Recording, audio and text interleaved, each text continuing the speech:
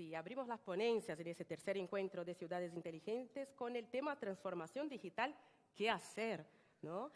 Con el ingeniero Jodal. El ingeniero Jodal se caracteriza por investigar los temas que están en la palestra, en los foros tecnológicos mundiales y por sorprendernos con sus reflexiones. Sí. En el día de hoy nos va a hablar de la transformación digital, de cómo impacta la aplicación de la tecnología en quienes habitamos las ciudades y cómo apropiarnos de ella para transformar nuestra vida cotidiana. Bueno, Nicolás Jodal, como ya dijimos, presidente de Genexus, bastante conocido por todos, ingeniero, profesor, empresario, cofundador y desde 2012 de Artech, ¿verdad? Y de 2012 cambió el nombre de la empresa a Genexus y es presidente de la misma. Bueno, muchas gracias por todo, gracias por la invitación. Para mí es un gusto estar acá, por muchos motivos. Uno de ellos, de los primeros eventos de Genexus, los hacíamos acá. Entonces, para mí es como cuando volvés a la escuela por primera vez y después de muchos años. Entonces, lo que me parece el lugar mucho más chico de lo que yo lo veía en ese momento, ¿no? Para mí esto era un lugar enorme, digamos. Bueno, yo quiero hacer hoy una serie de reflexiones sobre el tema tecnológico. Yo creo que nosotros tenemos una muy buena intuición y una muy buena percepción de las cosas que están pasando en el mundo político, digamos. Entonces, si a uno le dicen qué es lo que está pasando ahora, y todos sabemos, y entonces hablamos de Venezuela, de Trump, de Corea del Norte, etcétera, etcétera, todos tenemos una idea muy clara de lo que está pasando, y sin embargo no tenemos ese mismo tipo de intuición de los fenómenos de origen tecnológico. Déjeme presentarles un ejemplo bien claro con eso. Si yo les pregunto, ¿qué estaban haciendo ustedes el 11 de septiembre del 2001 en la mañana? Todos saben, ¿no? Digamos, yo, por ejemplo, personalmente me acuerdo, estaba reunido con Fernando Lascano y de repente abrió la puerta Alejandro Panilla y me dijo, se están cayendo las Torres Gemelas. Digamos, automáticamente todos dejamos de hacer todo y nos quedamos con la sensación de que el mundo había cambiado para siempre. Toda generación tiene un momento así. Yo me acuerdo, mi abuela, por ejemplo, su momento fue el golpe de Terra y el suicidio de Baltasar Brum, que Fernando sos sobrino nieto, me dijiste, ¿no? De Baltasar Brum. Entonces, mi abuela era eso, le había quedado, ¿qué estaba haciendo el día del golpe de Terra? Mi madre se acordaba perfectamente qué había pasado en el asesinato de Kennedy. Digamos, cada generación tiene un hecho, tiene un momento así que se acuerda y tiene esa sensación de que el mundo cambió para siempre. Y eso está claro en el mundo tecnológico, en el mundo político. Déjenme hacerle la misma pregunta de unos días después. ¿Qué estaban haciendo ustedes el 23 de octubre del 2001? Una vez hice esta pregunta y un flaco me levantó la mano. Y le digo, ¿cómo sabía? No, porque es mi cumpleaños, me dice. Bueno, miren, mi punto de hoy es el 23 de octubre pasó una cosa que cambió nuestra vida hoy, para todos y cada uno de nosotros. ¿De acuerdo?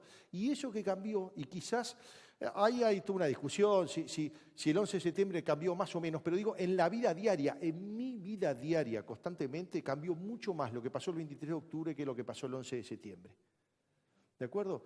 ¿Qué pasó el 23 de octubre del 2001 en la tarde? ¿Tá? Un señor que dirigía una empresa casi fundida, digamos, una empresa que ya había pasado su momento de gloria, estaba prácticamente en el final, nombran a un presidente, no le tienen fe a ese presidente y lo nombran presidente interino. Es decir, en la tarjeta decía presidente interino. Imagínense el tipo que se va a presentar, dice, vos soy presidente de la empresa, pero interino, como diciendo, en cualquier momento me rajan. ¿Está? Bueno, ese tipo presentó esto. ¿Saben lo que es esto? El iPod. ¿Quién fue el que presentó? ¿Quién tenía el título de presidente interino? Steve Jobs. ¿Cuál era la empresa? Apple. ¿De acuerdo? El 23 de octubre el flaco presentó esto de acá, este aparatito, llamado un iPod. Básicamente un iPod lo que era es un reproductor de MP3. ¿Cómo le fue? ¿Saben cómo le fue ese día? Un desastre. Digamos, este aparatito tenía dos cosas diferentes. La primera tenía una ruedita. Nunca nadie había inventado una cosa que para mover las canciones se movía con una ruedita. ¿Tá? Y lo segundo, que valía $400. cuando todos los reproductores, no fue el primer reproductor de MP3 ni mucho menos, digamos, valían $100 y pico, este salía $400. Ese día el Wall Street Journal, el otro día el Wall Street Journal publicó un artículo muy conocido después que decía que quería explicar qué quería decir iPod, ¿tá? Entonces, según el Wall Street Journal, que es un conjunto de expertos, decía que la iPod quería decir Idiot Price Our Devices. Es decir, solo los idiotas le ponen precio a nuestros productos. Digamos, esa es la opinión que tenía Wall Street, el Wall Street Journal, del producto que había sido lanzado en ese momento. ¿De acuerdo? ¿Cómo le fue? ¿Cómo le fue en la práctica? Bueno, yo les quiero mostrar una gráfica de las ventas. Lo lanzó y en el primer cuarto vendió 125.000 unidades. Era la primera vez, había un conjunto de fanáticos que lo compraban, bastante bien el número. Después 57.000, agarró para abajo. Después 54.000, después 140, después 219. Es decir, que ya había pasado el tiempo, había pasado un año y no había pasado absolutamente nada con las ventas del iPod. Es decir, las ventas del iPod eran indistinguibles del fracaso. La empresa estaba fundida, el tipo seguía siendo un presidente interino y nada funcionaba. ¿De acuerdo? Pero ¿qué pasó? Miren, 78.000, cada vez peor, ¿no? Y de repente 304.000. Y después de 304.000, 336, 733, 807, 860, 2 millones, 4 millones y medio. ¿De acuerdo? ¿Qué es lo que pasó? ¿Por qué fue lo que cambió ese 304? Porque en ese momento a alguien se le ocurrió decir, ¿por qué yo no vendo la canción a $1? Si yo vendo una canción a $1, la gente no va a robar, sino que la va a comprar. ¿De acuerdo? Y ahí se produjo ese crecimiento exponencial típico de los productos tecnológicos. ¿Por qué el 23 de octubre del 2001 no pasó nada? Porque al revés de los hechos políticos que están asociados con hechos dramáticos, del todo o nada, o se gana o se pierde una elección, o pasa esto o no pasa lo otro, los momentos tecnológicos llevan muchísimo tiempo en tener éxito. No tienen un momento definido, no tienen el momento de Baltasar Brum, el asesinato de Kennedy o las Torres Gemelas. No hay un momento así. ¿De acuerdo? Pasa que mucho tiempo no pasa nada y de repente pasa todo. Eso, digamos, matemáticamente es una curva exponencial, digamos, ahí lo tenemos, esa curva, que, digamos, es bastante engañosa porque todo el mundo trata de concentrarse en esa curva, en la parte final, digamos, la parte que llama la atención es la de arriba, digamos, es decir, eso ¡praf! Es un éxito fulminante que vino de la nada, pero no es así. Si comparan eso con un crecimiento lineal, es decir, una raya, como crecen los países crecen a 1%, 2%, yo qué sé, digamos, a esos valores, 6% es una locura, digamos. Si lo ven así, comparado con un crecimiento lineal, la mayor parte del tiempo del crecimiento exponencial es indistinguible del fracaso. Toda la primera parte es peor que un crecimiento lineal. La mayor parte de todos los avances tecnológicos pasaron muchos años antes de que pasara nada. Pero ¿qué pasa? Llega un momento crítico donde se pasa lo lineal. En el momento ese crítico donde se pasa lo lineal, ya está. El éxito es inevitable, nada lo puede impedir, ¿de acuerdo? Ahora, ¿cuál es el problema? ¿Cuál es el punto? En ese punto es que sale en la prensa, antes no salió, ¿de acuerdo? Ahora, si vas a ver el avance tecnológico en el momento que sale en la prensa, llegamos recontra tarde. Y lo que vamos a hacer es una veleta del destino. Digamos, si nosotros permitimos que los avances tecnológicos nos sorprendan en el momento de que el crecimiento exponencial pasa al lineal, no somos nada. Todo nos pasa por arriba, ¿de acuerdo? Así que, digamos, ¿cuál es mi punto de hoy? ¿Qué es lo que nosotros tenemos que hacer? Si nosotros conseguimos mirar lo que está pasando desde el comienzo, entonces vamos a tener muchísimo tiempo para tomar decisiones. Si lo miramos desde el momento que el crecimiento exponencial ya creció, no tenemos nada de tiempo para tomar decisiones y no somos más dueños de nuestro propio destino. Así que, ¿qué es lo que tenemos que hacer o cuál es lo que yo digo que tenemos que hacer? Nosotros tenemos que trabajar en cada una de las posibles avances tecnológicos desde su comienzo. Digamos, no tenemos que dejarnos sorprender. Así que, básicamente, lo que tenemos que hacer, nuestra posición, o lo que yo opino que tiene que ser nuestra posición respecto al mundo tecnológico donde hoy vivimos, lo que tenemos que hacer es experimentar, ¿de acuerdo? Eso que es muy fácil de decir, en realidad, es muy contraintuitivo respecto a una empresa, a una organización que tiene una buena gestión, ¿de acuerdo? Nosotros estamos acostumbrados, una organización que tiene buena gestión, a gestionar bien sus recursos y tomar decisiones en función de cosas muy concretas.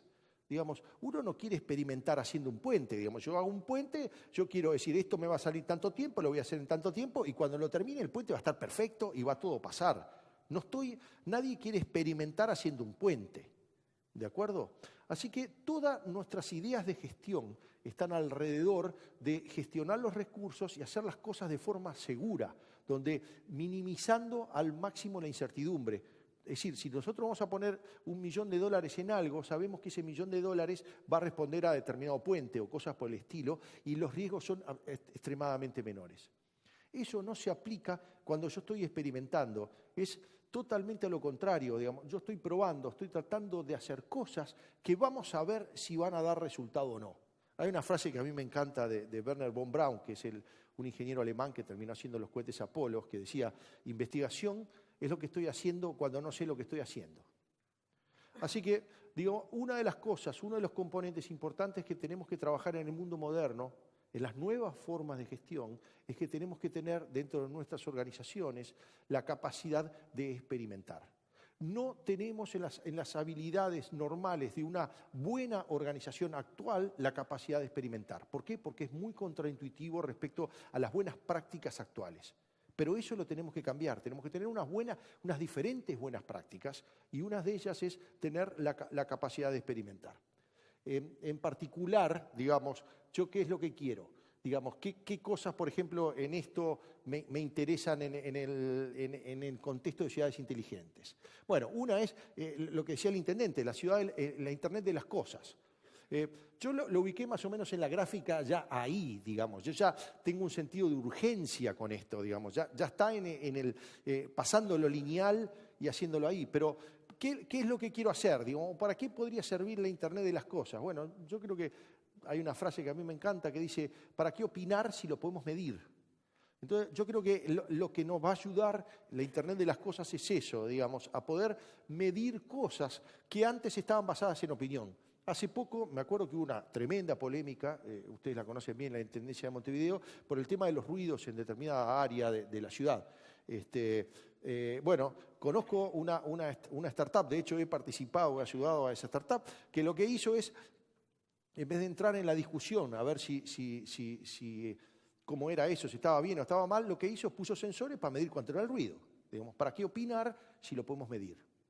Yo creo que con el paso del tiempo lo que vamos a tener en las ciudades, pero en las personas, en lo demás, siempre asociado con algo material, una información asociada. Si voy a vender una casa en el futuro, en Montevideo me imagino que lo voy a tener también un histórico de su sonoridad, digamos, cuánto ruido tiene esa zona, digamos, cuáles son los picos, cuáles son los máximos, los mínimos y demás. Y los valores van a depender de esas cosas que voy a estar midiendo. Es decir, además de los metros cuadrados y todas esas cosas, vamos a tener muchas más medidas de lo que tenemos que hacer. Así que esa me parece que es un área que hoy es fundamental, pero que yo hoy siento una sensación de urgencia. Es decir, estamos en el final de las oportunidades. Déjenme contarles cosas que tenemos bastante más tiempo, pero que por lo menos a mí me resultan interesantes. Mire que la lista que les quiero poner es la lista que a mí me gusta. Digamos, no es que sea la correcta, ni mucho menos. La otra es el tema de blockchain. El ingeniero Klastornik hoy nos va a deleitar con una charla y explicar de qué se trata este tema. Pero también, y en el sentido de experimentar, yo creo que ahí hay oportunidades que podrían ser interesantes para las ciudades inteligentes. No te quiero robar el speech, así que no voy a hablar nada de blockchain. Tú lo vas a explicar a la perfección. Y el último caso, que a mí en particular me interesa mucho y creo que le puede interesar bastante el contexto de ciudades inteligentes, es el tema de los autos autónomos, de los vehículos autónomos.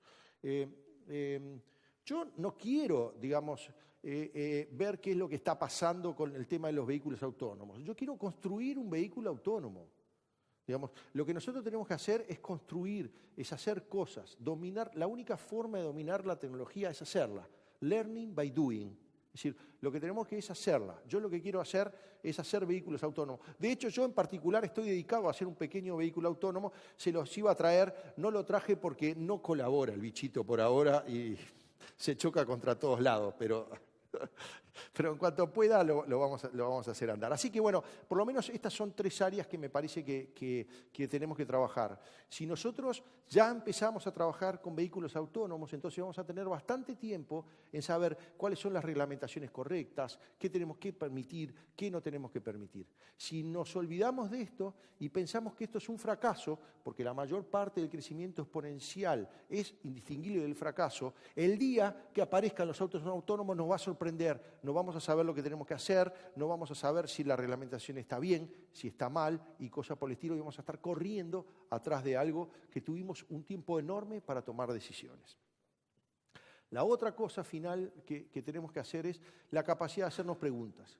Digamos, en un mundo de hoy que cualquiera entra a Google y resuelve todos los problemas, la capacidad de hacer preguntas es muchísimo más importante que la capacidad de responder.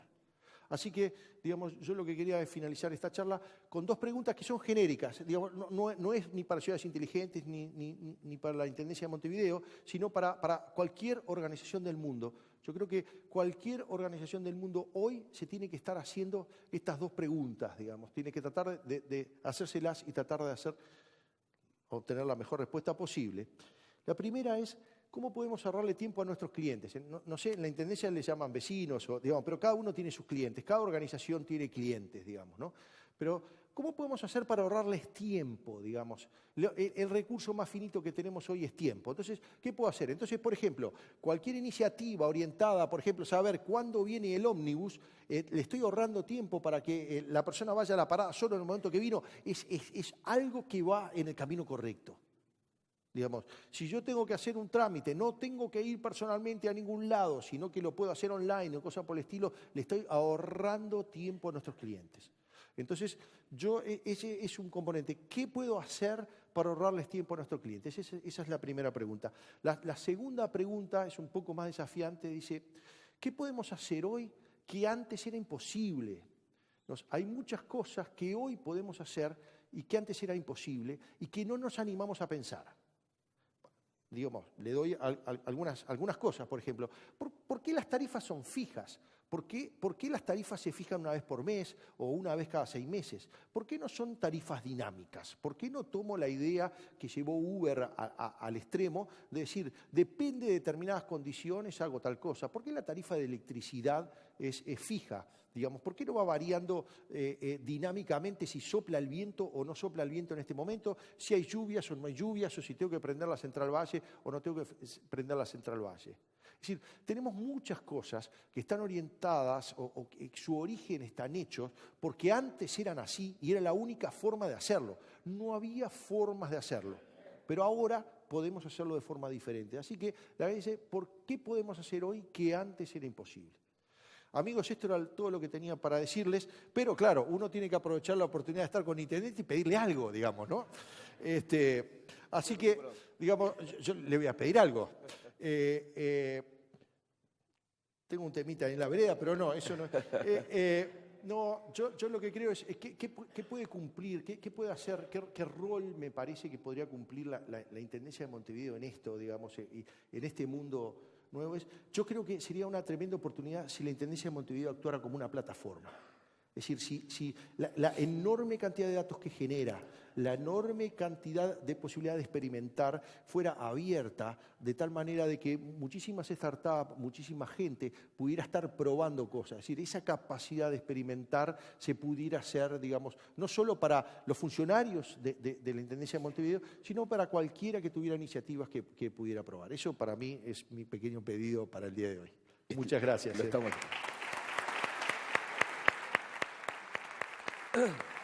Aprovecho, dame 30 segundos y medio. ¿Cómo no? Porque si hay algo como Cristina, que ha sido un poco la madrina de todo el motorcito de todo esto siempre planteó y hemos visto es eso, la apertura total, o sea, los datos, la idea, y que fue motivo de la anterior, ¿no? Universalizar toda la información. Lo que tú planteas, la información, en una de las frases, digamos, fuerza que tenemos en el gabinete, una es tomar decisiones en base a información medida, ¿no? Perfecto. Y la idea es que esa información no sea solo patrimonio de quienes trabajamos en la Intendencia, sino sea universalizada. Así que, Buenísimo. tarea cumplida. Perfecto, perfecto. El temita de la vereda después lo vemos. Muchas gracias. Bueno, muchas gracias, Nicolás, muchas gracias. Gracias por instarnos al desafío de experimentar. Muchas gracias al intendente Daniel Martínez. Gracias por la participación. Muchas gracias.